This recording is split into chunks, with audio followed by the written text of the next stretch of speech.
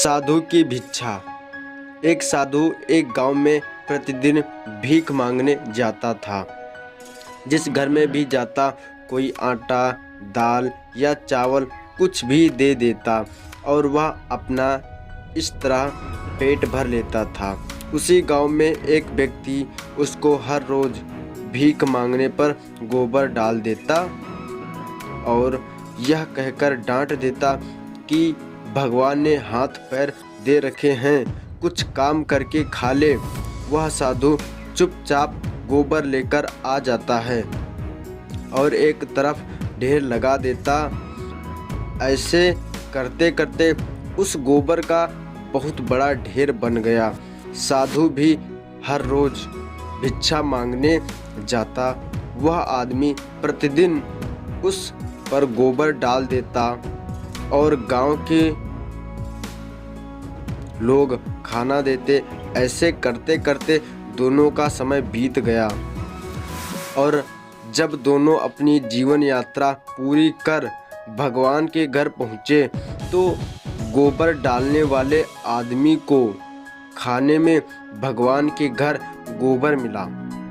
तो उसने भगवान से कहा, हे प्रभु, मैं गोबर कैसे खा सकता हूँ? भगवान ने कहा कि जब साधु तेरे घर भीख मांगने जाता था, जिसका कोई और भीख मांगने के सिवाय कोई चारा नहीं था, तो तुम उसको भीख में गोबर देते थे कि आपके खाने के गोबर देते थे। वही गोबर का ढेर अब इतना बड़ा हो गया है कि आपके खाने के हिस्से में अब गोबर भी आएगा। तो उस व्यक्ति ने भगवान के पैर पकड़ लिए और कहने लगा, भगवान, मैं गोबर नहीं खा सकता, कृपया इस समस्या का कोई समाधान बताओ। भगवान ने कहा, कर्मों का फल अवश्य ही भोगना पड़ता है। अब वो आदमी प्रभु के आगे रोए और गिड़गिड़ाए, कृपया करके इस समस्या का कोई समाधान हो तो बताओ। भगवान बोले, इस सारे गोबर को आप प्रतिदिन एक कपड़े में डालकर अपनी पानी के साथ धोते रहो, इस प्रकार आपके कर्म कट जाएंगे। ऐसे करते करते उसको गोबर को धोने में कम से कम 2 साल लगा समय।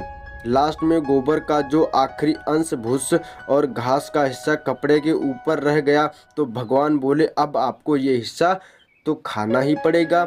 वह आदमी फिर रोए और कहे कि इसको कैसे खाऊं? प्रभु ने कहा, किसी के बुरे कर्मों को मैं कम कर सकता हूँ पर बिल्कुल खत्म नहीं कर सकता हूँ, इसलिए आपको या तो खाना ही पड़ेगा। भगवान ने उसे समझाया कि आप गोबर खाने से बच गए। अगर आप उसको ना धोते तो वह सारा गोबर आपको खाना पड़ता। कर्म फल का महत्व।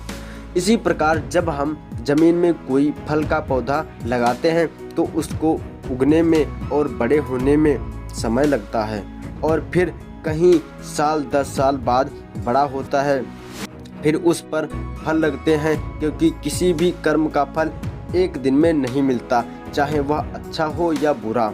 यह अब आपके ऊपर निर्भर करता है कि आप कर्म कौन सा कर रहे हो। फल मिलने में समय जरूर लगेगा पर मिलेगा जरूर। यही समय और परमात्मा का नियम है कि हमारे द्वारा किए गए हर कर्म का सुख और दुख हमारे कर्मों के ऊपर ही निर्भर करता है। हमें सुख और दुख अपने द्वारा किए गए कर्म का हिसाब किताब चुकाना पड़ता है। कर्मों का फल हमें अवश्य ही भुगतना ही पड़ेगा। इसलिए जब हम किसी को दान देते हैं तो सोच समझ कर दें, क्योंकि एक दिन हमें वह डबल होकर मिलेगा। इसी प्रकार हम काम करते समय भी ध्यान रहे कि हम कौन सा काम सही कर रहे हैं और कौन सा काम गलत हो रहा है। इसलिए कभी भी भूलकर किसी भी आत्मा को ना दुखाएं, जितना हो सके अपनी तरफ से अच्छा करें। Thank you for watching video. दोस्तों, ये वीडियो आप लोगों को अच्छी लगी हो तो कमेंट बॉक्स में जरूर लिखें और हाँ, इसी तरह की मोटिवेशन शायरी और स्पीच एंड कहानियाँ सुनने के लिए हमारे चैनल को अभी सब्सक्राइब करें और बेल घंटी को जरूर प्रेस करें ताकि हमारे आने वाली नोटिफिकेशन